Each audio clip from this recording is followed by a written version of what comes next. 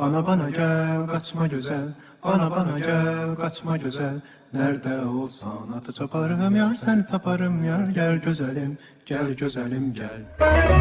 Yüz kızdan birini severim, yolunda canımı vererim.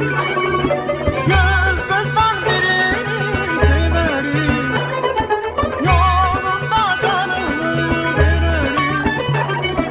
Bana gel kaçma güzel, bana gel kaçma güzel. Nerede olsan atı çaparım yar, seni taparım yar. Gel güzelim, gel güzelim gel Osman.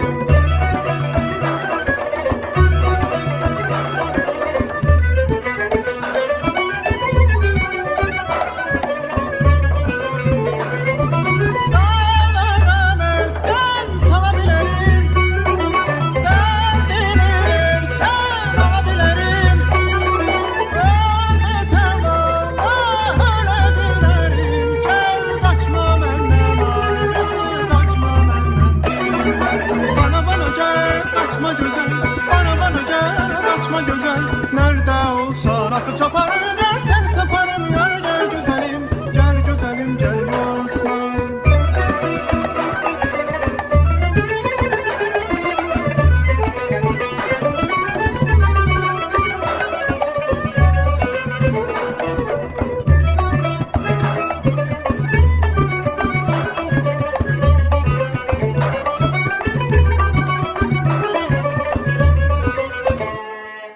Halları odulma yakarım, şimşeğim göylerde çakarım.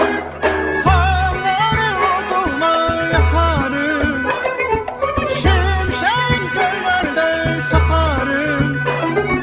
Bana gel kaçma güzel, bana gel kaçma güzel. Nerede olsan atı çaparım yar, seni taparım yar. Gel güzelim, gel güzelim gel Osman. Bana gel kaçma güzel, bana gel kaçma güzel. Nerede olsan atı çaparım yar.